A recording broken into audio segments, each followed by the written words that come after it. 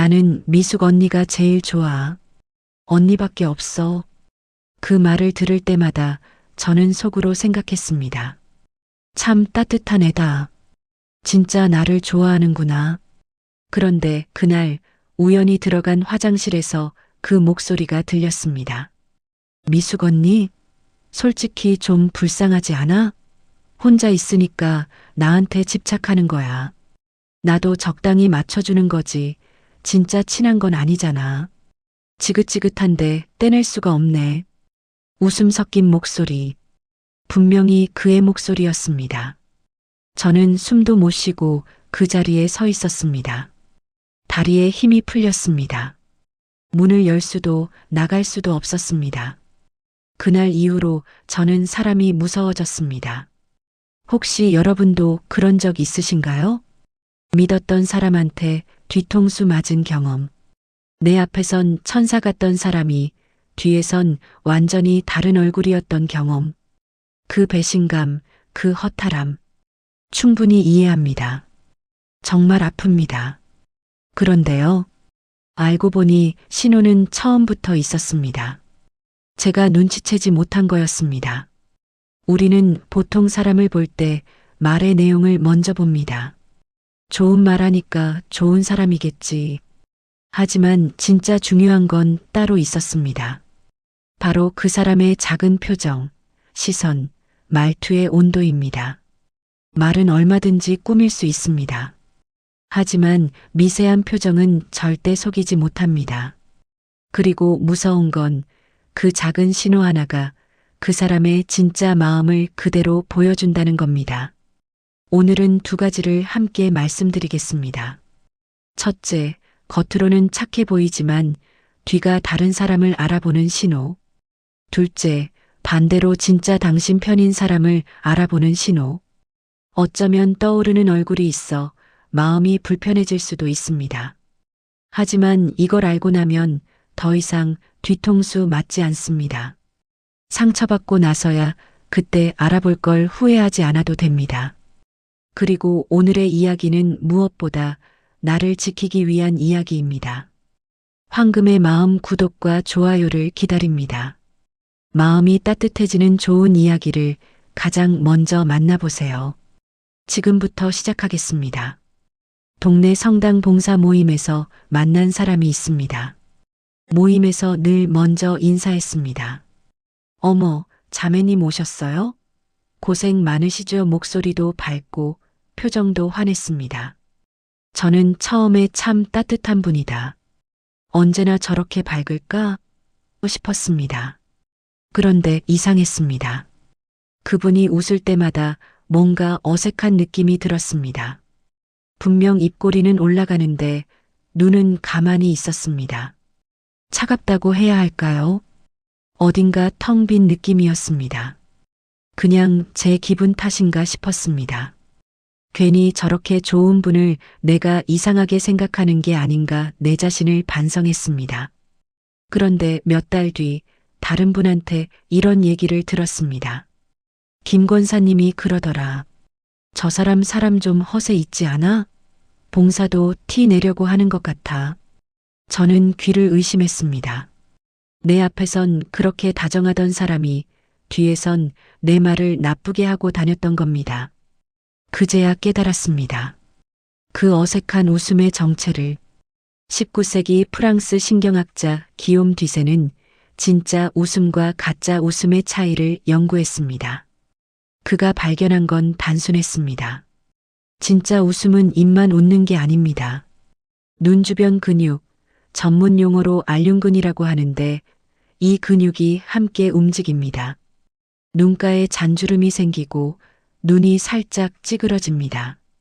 우리가 흔히 말하는 눈웃음이 바로 이겁니다. 반면 가짜 웃음은 다릅니다. 입꼬리만 의식적으로 올라갑니다.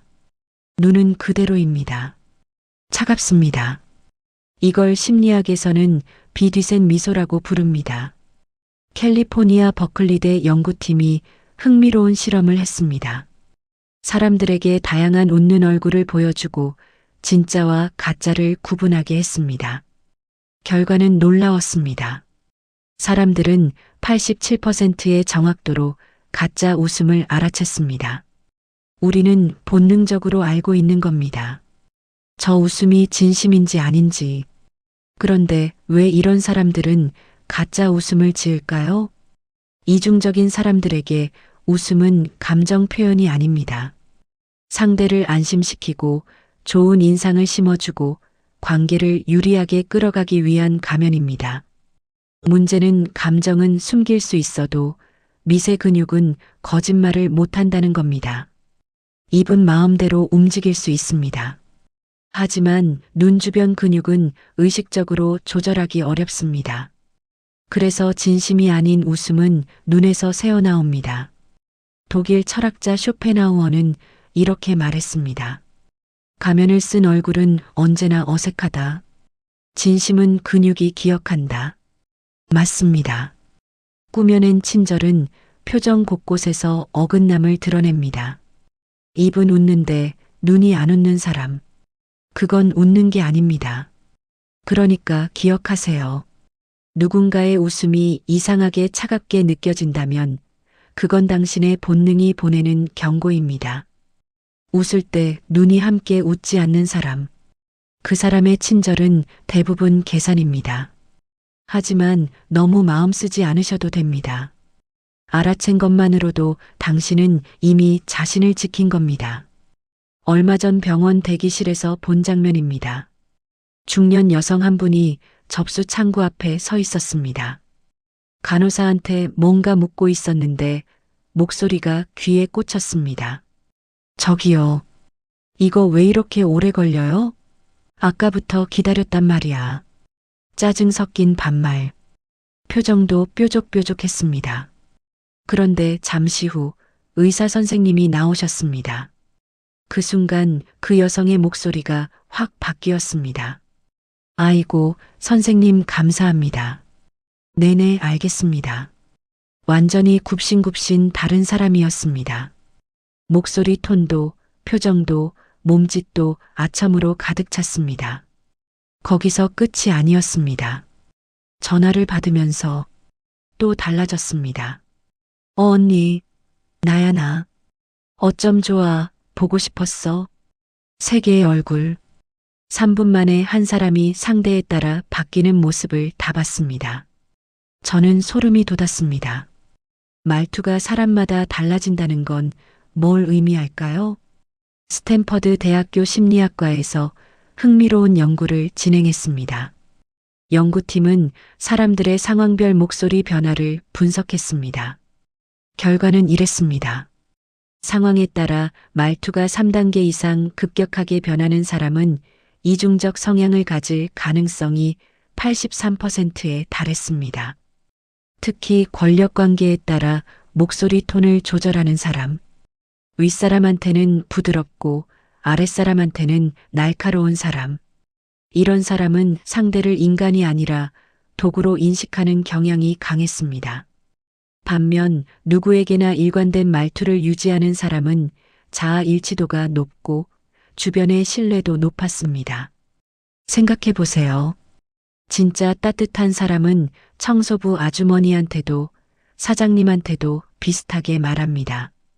존중의 기준이 상대의 지위가 아니라 인간 자체이기 때문입니다. 그런데 말투가 사람마다 확확 달라지는 사람은요? 그 사람에게 관계란 계산입니다. 이득이 되면 친절, 이득이 안 되면 무례. 당신에게 보여주는 친절도 그 계산의 일부일 뿐입니다. 프랑스 철학자 몽테뉴는 이렇게 말했습니다. 말투는 가면이 아니다. 그것은 영혼의 진짜 목소리다. 맞습니다. 상황마다 목소리가 달라지는 사람은 영혼도 여러 개입니다. 당신 앞에 그 사람은 수많은 가면 중 하나일 뿐입니다. 그러니 기억하세요. 간호사한테는 반말, 의사한테는 존댓말, 직원한테는 차갑게, 사장한테는 따뜻하게. 이렇게 말투가 널뛰는 사람, 그 사람의 친절은 당신의 쓸모가 닿으면 사라집니다. 하지만 너무 씁쓸해하지 마세요. 이제 그 패턴을 알았으니 거리 조절은 당신의 몫입니다. 두 번째는 누가 당신의 칭찬을 전하는지 테스트를 해보세요. 친구 모임에서 누군가가 당신 칭찬을 했다고 칩시다. 순금 씨 진짜 센스 있더라. 그 사람 일 잘한다던데. 이런 말들. 그 자리에 있던 사람이 나중에 당신한테 이 얘기를 전해줄까요? 진짜 당신 편인 사람은 전해줍니다. 신나서 전해줍니다. 야, 너 그거 알아? 누가 너 엄청 칭찬하더라. 자기 일처럼 좋아합니다. 그런데 안 전해주는 사람이 있습니다. 분명 그 자리서 들었지만 입을 꾹 다물 겁니다. 나중에 다른 사람한테 물어봐서야 아, 그런 얘기 있었어? 하고 알게 됩니다. 더 무서운 경우도 있습니다. 제가 아는 분 이야기입니다. 친구 모임에서 누군가 그분을 칭찬했대요. 순금 씨 진짜 배려심 깊다. 그 자리에 있던 친구는 본인 앞에서는 에이 모류 겸손하게 굴었답니다. 그런데 나중에 그 친구가 다른 사람한테 뭐라고 했는지 아세요? 그 애가 배려심이 깊어? 웃기네. 자기 챙기기 바쁜 애가 칭찬은 숨기고 뒷담은 퍼뜨리고 이게 그 친구의 패턴이었습니다. 왜 이런 사람들은 칭찬을 전해주지 않을까요? 옥스퍼드 대학교 심리학과에서 칭찬 전이에 관한 연구를 했습니다. 사람들이 제3자의 칭찬을 당사자에게 얼마나 전달하는지 추적한 겁니다. 결과는 흥미로웠습니다. 진심으로 상대를 아끼는 사람은 칭찬의 70% 이상을 당사자에게 전달했습니다. 반면 이중적인 성향의 사람은 23%만 전달했습니다. 나머지는 무시하거나 심지어 왜곡했습니다. 연구팀은 이렇게 분석했습니다. 칭찬을 전달하지 않는 행동은 관계 통제 욕구의 표현이라고. 쉽게 말하면 이겁니다. 상대가 기분 좋아지는 걸 원하지 않고 당신이 인정받는 게 싫은 겁니다. 당신이 빛나면 자기가 작아지는 것 같으니 좋은 것은 숨기고 나쁜 말은 퍼뜨립니다. 로마 철학자 세네카는 이렇게 말했습니다. 선한 말을 숨기는 자는 악한 말을 퍼뜨리는 자와 같다. 당신의 칭찬을 전해주지 않는 사람. 그 사람은 당신이 잘 되는 걸 원하지 않는 사람입니다. 그러니까 기억하세요. 좋은 소식은 감추고 안 좋은 소식만 귀신같이 전해주는 사람. 그 사람의 우정은 가짜입니다. 하지만 괜찮습니다. 당신의 가치를 인정하지 않는 사람, 놓아줘도 됩니다. 진짜 좋은 사람은 당신이 빛나는 걸 두려워하지 않습니다. 오히려 함께 기뻐해 줍니다. 잠깐 쉬어가겠습니다. 오늘 영상을 준비하면서 구독자 한 분이 사연을 보내주셨습니다. 익명으로 소개해 드리겠습니다. 황금이 마음님, 저는 67세 주부입니다. 요즘 한 친구 때문에 마음이 복잡합니다. 그 친구는 저랑 있을 때랑 다른 사람들과 있을 때 완전히 다릅니다. 저랑 둘이 있을 땐 말도 시큰둥하고 제 이야기는 관심도 없어 보입니다. 그런데 모임에서 다른 사람 앞에서는 제 손 잡고 우리 제일 친한 친구야 이럽니다. 처음엔 제가 예민한가 싶었는데 이게 한두 번이 아닙니다. 다른 사람 앞에서만 친한 척하는 게 느껴집니다. 이런 사람 어떻게 봐야 할까요? 제가 너무 예민한 건가요? 이 사연을 읽으면서 제 가슴이 먹먹해졌습니다. 내가 예민한가? 내가 따지는 건가? 이렇게 자책하시는 분들이 정말 많습니다. 아닙니다. 절대 아닙니다. 당신은 정확하게 느끼신 겁니다. 심리학에서 이런 행동을 선택적 친밀감이라고 합니다. 노스웨스턴 대학교 연구팀이 이 패턴을 분석했습니다. 공개 장소에서만 친밀함을 과시하고 사적 공간에서는 무관심한 사람. 이런 유형의 83%는 상대를 사회적 도구로 인식하고 있었습니다. 쉽게 말하면 당신은 그 사람에게 친구가 아닙니다. 나는 이렇게 좋은 친구가 있는 사람이야 라는 걸 보여주기 위한 소품입니다. 더 무서운 건 이런 사람들은 본인이 나쁘다고 생각하지 않는다는 겁니다. 오히려 나 친구한테 잘해주잖아라고 착각합니다. 사람들 앞에서 손 잡아준 것만 기억하니까요. 하지만 진짜 친구는 아무도 안 볼 때도 똑같습니다. 둘이 있을 때 더 편하고 더 진솔합니다. 남들 앞에서 과장할 필요가 없습니다. 구독자님께 말씀드리고 싶습니다. 당신의 직감을 믿으세요. 그리고 이 관계 조금 거리를 두셔도 됩니다. 진짜 친구는 당신이 없을 때도 당신을 아끼는 사람입니다. 사람들 앞에서만 당신을 찾는 사람, 그건 우정이 아닙니다. 여기까지 들으셨다면 조금 마음이 무거우실 수도 있습니다. 세상에 믿을 사람이 없는 건가? 이런 생각도 드실 겁니다. 아닙니다. 세상엔 진짜 좋은 사람도 많습니다. 정말 당신 편인 사람도 분명히 있습니다. 그런데 문제는 진짜는 잘 못 알아본다는 겁니다. 그래서 지금부터는 진짜 당신을 아끼는 사람의 신호 3가지를 알아보겠습니다. 첫 번째는 당신이 없을 때도 당신 편을 들어주는 사람입니다. 제 친구 중에 이런 친구가 있습니다. 어느 날 제가 모임에 못 갔습니다. 나중에 들었는데 그 자리에서 누군가 저를 살짝 씹었다고 합니다. 그때 그 친구가 저를 대변해주고 제가 없는 자리에서 절 지켜준 것을 알았습니다. 옥스퍼드 대학교 우정연구팀이 이런 실험을 했습니다. 당사자가 없을 때 그 사람을 어떻게 말하는가를 추적한 겁니다. 결과는 명확했습니다.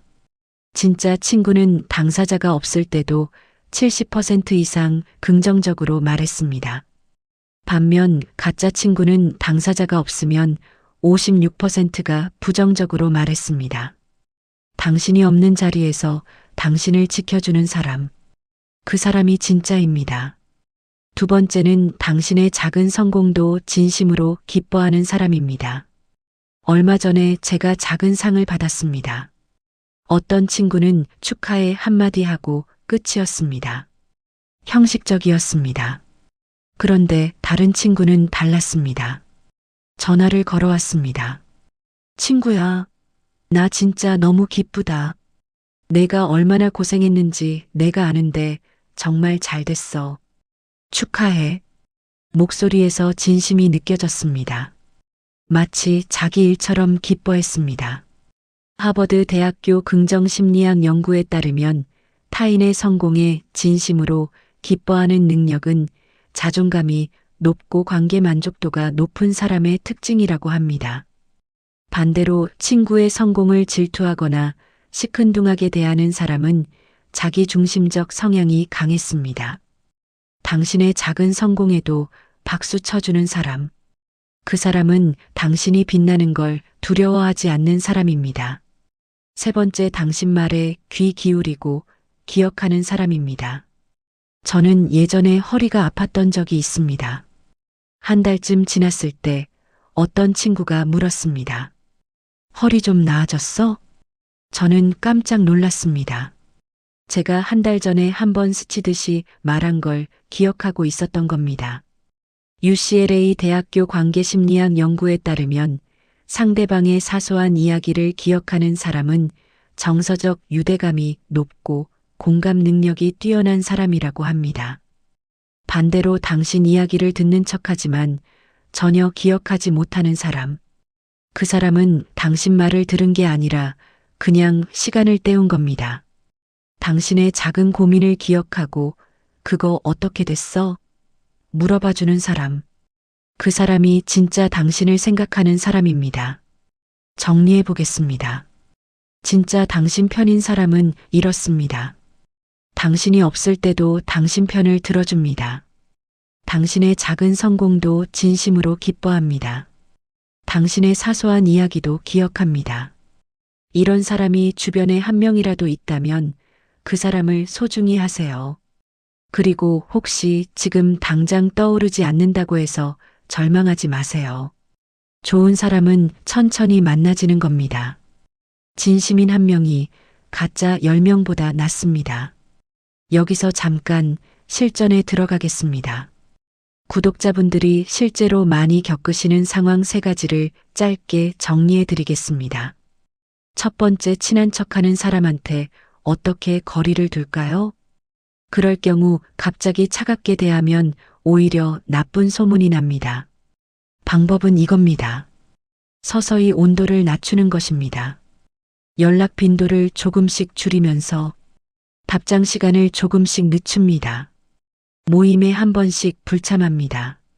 상대는 눈치 못 챕니다. 서서히 멀어지니까요. 그리고 당신도 죄책감이 덜합니다. 거리두기는 소리 내지 않고도 할 수 있습니다.